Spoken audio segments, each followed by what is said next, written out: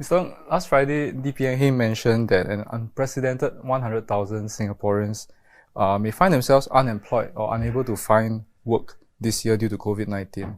What is the general sentiment among workers right now, and what impact do you expect rising unemployment to have on workers? Well, the great sense of anxiety is what I am picking up from my conversations with workers.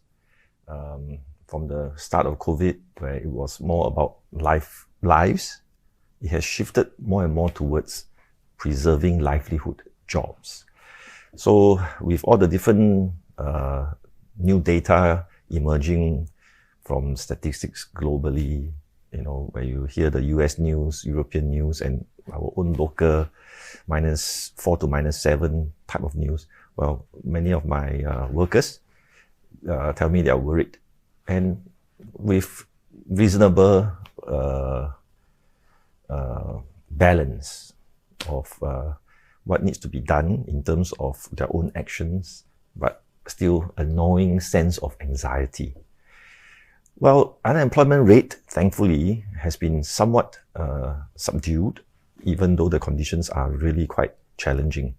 I think partly because some of the things that we have done from the labour movement in partnership with our employers, somewhat tempering the unemployment rate in the first 3 months. The government's GSS supported quite a lot of employment as well. But inevitably, I think there will be some job losses.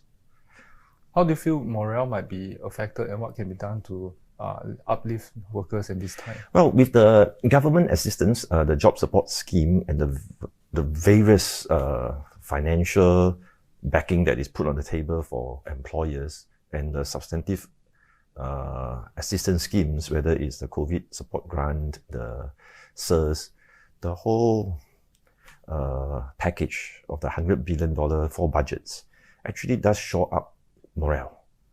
But on the way forward, I don't take anything for granted. My ears will be very close to the ground, to whether employers and to the workers as well. Well, I think we do have strengths. PM has said so, and we have been constantly reminding my workers on the ground too, that actually Singapore has strength, and we can weather this storm. Don't let it be all gloom and doom, because we must have that tenacity with a vision forward to be able to overcome the challenge of COVID. Mr. Ng, you mentioned in Parliament last week that NTUC's Job Security Council has placed more than 10,000 workers since it was formed in February. Alongside job matching for those at risk of being displaced, is NTUC doing anything unprecedented to help workers during these unprecedented times? Or are you employing more of a tried and tested approach? I think it's really a combination of both. I mean, the try and tested approach, where we have strong networks on the ground with employers, with government, and with government agencies. Well, we are riding on those to create opportunities, some informal, some through more formal government programs. But all these are strengths of our tripartite relationship. So try and tested indeed. But unprecedented cases, well, on the government front, I don't recall as an adult grants such as the COVID support grant for unemployment. It's significant, $2,004 over 3 months, SIRS, $9,000 over 9 months. So all these really are unprecedented schemes to help individuals. And the job support scheme, few tens of billions of dollars to help employers with cash, credit, and cost issues, ultimately to support jobs. Well, I think that is unprecedented, and hopefully never again. But on the NTUC front, well, we have experimented with a few things. In fact, the Job Security Council, as you mentioned, I said in February, I did not think, I wasn't thinking of COVID-19. It was really to help the 40-year-old, 50-year-old PMEs, where they get out of a job in the previous economy. It is already challenging for them to get back into the workforce. It was set up to see how we can better match such workers back into the workforce. But, well, the pilot program has gone into full swing. It is no longer a pilot, and as I said in Parliament, 10,000 jobs. It has proven to be a very useful tool. Well, but what's new about this job matching? Well, you see, we are riding on our networks to actually preempt retrenchment. So example, in the aviation industry, SQ, Scoot, we actually know that the companies are cash-strapped and workers are under pressure. So we went in to help. And one of the things that we were doing actively is to actually find receiving companies or government where there are jobs available to match our crew to these jobs without them having gone through retrenchment. So preemptively going in to help, reducing the anxieties, reducing all the different friction. So, well, is it unprecedented? I don't know. But one of my favorite sayings is that I don't really care whether it's a white cat or the black cat. So long as it does the job, catch the mice, I'm okay. Mr. Ng, I know that you've, like you mentioned, NTUC has deployed its arsenal of tools to help workers, but COVID-19 comes at a time of, it's actually exacerbating or accelerating a lot of global shifts and structural transformations that Singapore was already going through already. So what is your biggest worry as Labour Chief right now?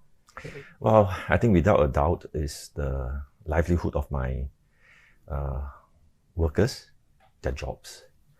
The challenges of COVID-19 is really, I think, going to be very severe. It is not just this period, but if you look at the compounding effects of the issues geostrategically between the great powers, you will see that there are somewhat layering issues that I'm concerned about. So, and if you pull this back into our small red dot, well, we are open economy, we are a trading nation. So when we recover out of this COVID-19, I think we will emerge into a much more troubled world. And we should be prepared for that. So 12 months, 24 months, well, let's look at where are our strengths, overcome some of the weaknesses, and launch ourselves forward. So Industry 4.0 is not just a buzzword in my view. We have been pushing it very hard to pair up Industry 4.0 with Workers 4.0. I think there are more companies now ready to move with us. Because ultimately, you know, it is not just that in the past where I really don't have that urgency. Now there is a burning platform. And importantly, there are examples of companies, big or small, that have pivoted and they're coping with COVID better and with a probably arguably better trajectory forward. Yeah. Mr. Like you said, this is a time of a lot of buffeting winds. So workers have been asked by many of the 4G leaders to temper their expectations, accept some pain in order to help their companies stay afloat and to save jobs. And Manpower Minister Josephine Teo said some workers have come to agreements with their employers through their unions about pay cuts. So they're not just happening unilaterally, there's some agreement. How has NTUC or some unions managed to achieve this? And isn't this quite unusual when you would expect workers to see what they can get and companies and bosses to see where they can cut costs? Yeah. Well, indeed, it is very unusual. I don't see it very often in other parts of the world. And our ministers can say that because actually many of them have roots in the labor movement. My MOM colleague Josephine Teo have been in NTUC before. Ong Yi Gang has been in NTUC before. Chan Chun Seng, MTI. So you see the trust that is not just with the employers, but critically with the workers that have put their faith in us. So with this trust, well, they know, and our employers know, that we are serious about getting win-win situations for all. You know, you can optimize wages or you can optimize capital individually, but overall the system actually, like what you say, in most parts of the world, is actually suboptimal. But in Singapore, with our way of tripartism, we have created win-win with a much bigger pie for both capital gains and for wages to grow in Singapore. So ultimately, a simple answer, sorry I gave you a very long answer, but ultimately the simple answer is trust. This is an open secret ingredient, but very hard to forge. So with this trust that we have in the labor movement, in tripartism, well, we could persuade workers. Look at the big picture. And it is not just during COVID, but other circumstances as well. Well, if the company were to fail, what happens to all the rice bowls? Equally shattered. But in such circumstances where we have already had working experience with the bosses, we know they care about workers, can we share the burden? To what extent can we share the burden? In the airlines, I can tell you that some of my stewardess, my sisters, my pilot brothers and sisters have pay cuts of 50, 60%. Really difficult times, but they came on board. The company made some concessions where we discussed with them, can we get them secondary employment? So we matched them to secondary jobs seconded out, but they're still keeping their job in the airlines. So these are the different intricacies of give and take, where there's a trusting relationship that we can forge possibilities that are not always visible to the public. So, well, this is a strength that we should treasure, and I hope that a new generation of Singapore will understand why tripartism is so unique and such a pillar in our framing of our overall economy. Are there any shining examples perhaps that you can share of workers or unions who have made the adjustments? And can you maybe share with us what the workers told you about why they were willing to make some of these sacrifices, and how the companies address their concerns long term, as well as has there been a general sense of fairness in the arrangements that have been struck?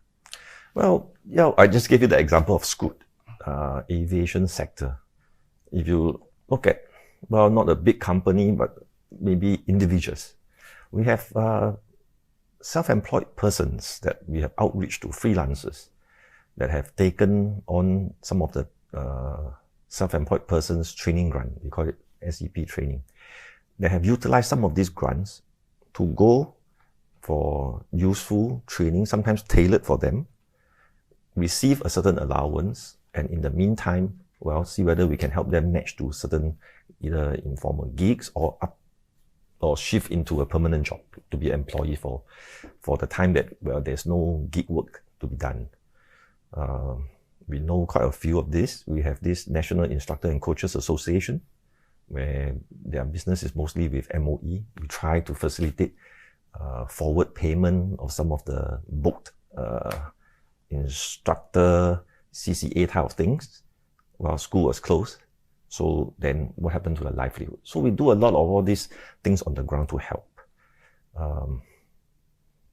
Another company that, not so much a company, but a whole cluster, is actually in the manufacturing side of the house, Yui and Miwu. I spoke to the union leaders there. You know, because of the current situation where we do have restrictions of movement across borders, resulting in shortage of labor in some of the companies. So a company may not be doing so well, has excess workers. In the very same industry, there are companies that have backlog of orders. And because workers cannot come back into Singapore, what happens is that then we do matching. Not even retrenchment kind of thing, just simple secondment of 3 months.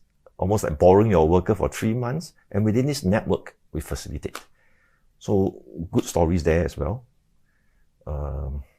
Across unions, partnering with the companies.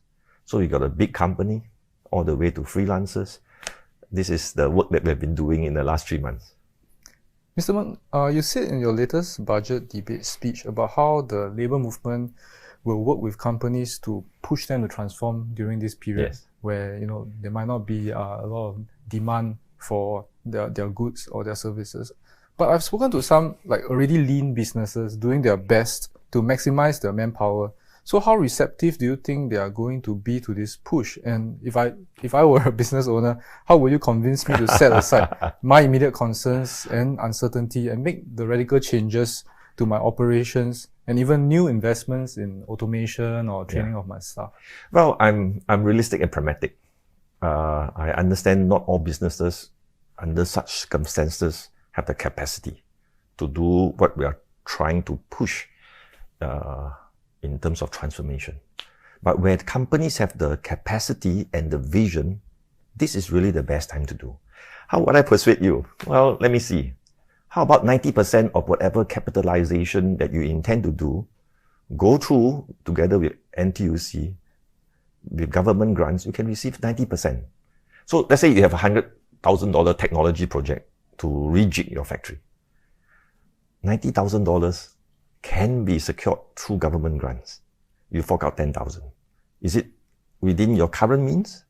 Well, so if it's within your current means, financial issues not a real problem. And we have set up a training arm in NTUC, and there's a specialization of things that we want to do in terms of company training committees, where we partner companies. So ranging from Temasek companies all the way to SMEs, 50 employees. We have partnered them to actually look at what the management may want to do, get our unions involved, and go through a operations and technology road mapping to see what is the new business model, what are the technology possibilities, and go through a design process and move this, that management and workers are together. You save time, the resources is made very affordable to you, and so with a booming economy, you have no time. In a low economy, you have no vision, then I really think that the burning back platform will get you.